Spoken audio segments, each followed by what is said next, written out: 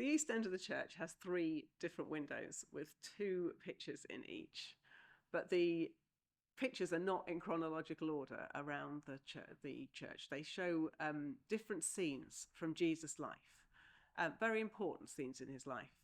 So these 2 pictures depict Jesus carrying his cross to his crucifixion, and you can see him under the burden of what would have been a very heavy wooden cross, and he's being made to carry it himself.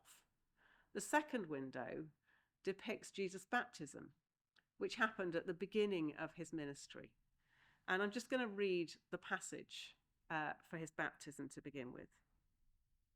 Then Jesus came from Galilee to the Jordan to be baptized by John, but John tried to deter him, saying, "I need to be baptized by you, and do you come to me?" Jesus replied, "Let it be so now. It is proper for us to do this, to fulfill all righteousness." Then John consented. As soon as Jesus was baptized, he went up out of the water. At that moment, heaven was opened, and he saw the Spirit of God descending like a dove and alighting on him. And a voice from heaven said, "This is my Son, whom I love. With him I am well pleased." And to me, this window shows the humility of Jesus.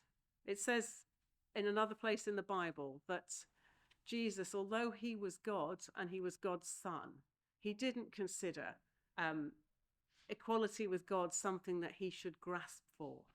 But he humbled himself and he came to earth as a baby. And again in his baptism, he comes to John, who was his cousin, who was baptizing people.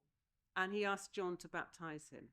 And John, recognizing that he's God's son, says, "This should be the other way round. It should be you baptizing me." But Jesus again is humbling himself and being baptized just as any other person might have been.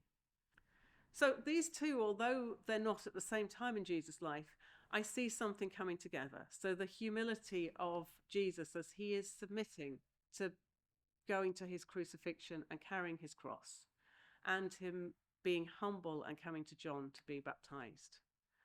But then there's this wonderful thing in the baptism where you can see this dove descending and God saying to him, "This is my Son in whom I'm well pleased." And that is something that sometimes as people, we're not free of sin. We do things wrong. And yet Jesus came that we might be able to have a relationship with God, and that God would adopt us as sons and daughters with whom he was well pleased.